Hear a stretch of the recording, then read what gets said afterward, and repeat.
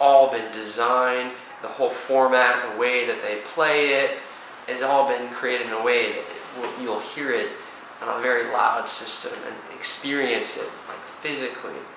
It's physical music. Yes. So, yeah, that happens a lot. I mean, not in my house. I haven't had any complaints, but good. Yeah, definitely when we do sound check for our events, we blow out power boxes. Oh my God. Knock things over, break all kinds of things. Yeah, broken speakers, all kinds of stuff. So. You have to start getting some kind of insurance. Hopefully not. I'm just kidding. Okay, one more question. From past years, I remember some efforts, many efforts done in music, trying to find deeper bass sounds through modulation and projection. For example, what artists like The Scientist and Rhythm and Sound did in dub.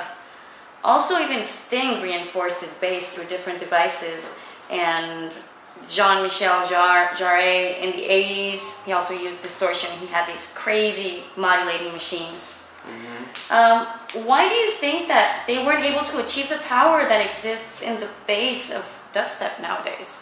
I think technology plays a little bit of a role in it. You have these sort of like analog pieces of equipment that they were using, or very elementary versions of like MIDI instruments.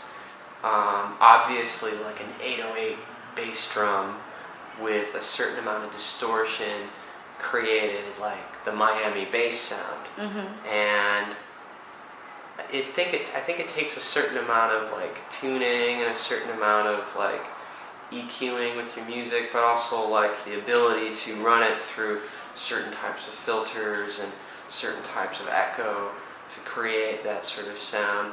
And I think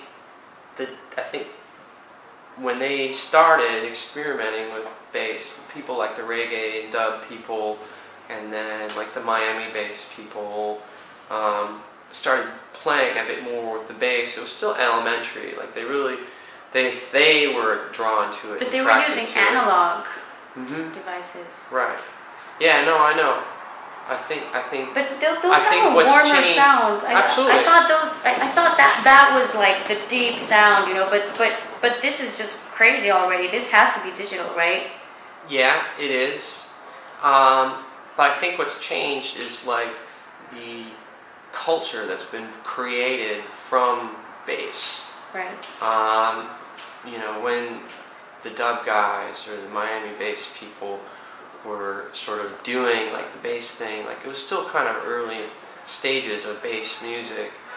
You've heard it in like house music and rave music and techno, like they all use bass. But now it's like there are different types of synths, there are different types of software that kind of let people create like all these different worlds. And yeah, I think now it's like there's all these people sort of like racing to find like the different type of bass and applying all the science possible simple, to it. I mean, the analog sounds are still popular, and an 808 bass drum is still like the perfect bass drop for many people. But yeah, I think now there's more of a demand culturally for it. Like there's now music scenes that are sort of designed around bass music, where it was just sort of like an element of music. Right. So now there's that encouragement for producers to sort of produce, crazier bass. A combination of like sound design and technology. Mm-hmm. And now like people being focused into like searching. They're really searching for it. Yeah.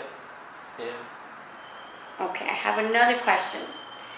If minimal techno and techno are influences of dubstep, I wonder why is it that so many people reject these styles? Something I've seen here in LA. Mm-hmm. Is it maybe because of certain DJs that play often, like Mauro Picotto, Carl Cox, and so on? There's a huge list of these DJs that don't really play techno, but people are convinced that this is techno. Mm-hmm. So this maybe has generated a bad reputation for the genres, because maybe this music has not been been labeled properly, creating like a misunderstanding among certain publics. What do you think is the problem? I kind of think that I think there are a lot of people in techno that are gravitating towards dubstep. I mean, I'm friends in LA. I'm friends with a lot of the people that do techno shows, and often those guys come out to my events. But you know, it's rare that I see them like DJing dubstep or producing dubstep. They're very religious about techno, and that might just be exactly that. It might just be that they are serious purists of techno music. But then you have people like Surgeon, who are, you know, he's a big UK DJ, he plays techno, and he'll throw like vexed tracks into his DJ sets, and it's just sort of like anything goes. Dubstep too is also like, as popular as it's becoming, a lot of like the older generations of, you know, techno, electronic artists, some of them still haven't really caught on to it yet, you know? They might have like heard a couple things, but they haven't like gone to an event to really experience it. It's funny with like drum and bass. Drum and bass is a popular form of UK music that really was big in like the 90s and still is very big now, but a lot of those guys have become a lot older, and they're like a generation away from the younger people doing dubstep music in London. We happen to be friends or know people who are in contact with a lot of the UK drum and bass people, and you can talk to them. People like Shy FX, who really started going out to some of the parties in LA and started hearing dubstep in LA, and then went back to London and said, here's this thing that's been happening in my city that I wasn't really aware of, but they're now being exposed to it, or they're now being more involved with dubstep. So people are getting involved with dubstep. Yeah. And people that actually, so the fact of it being like a consequence, one of the consequences of techno, does not affect the public, you know. Well, I mean, their techno, opinion. I'm hearing a lot of dubstep producers now that are more interested in techno, whereas before they weren't into techno. They were into garage and grime and these different types of UK but more urban forms of music, and it was more like a hip hop thing to them than like dance music thing originally. So it's kind of like hip hop people kind of becoming more interested in electronic music. This is an example. Finding techno, you know.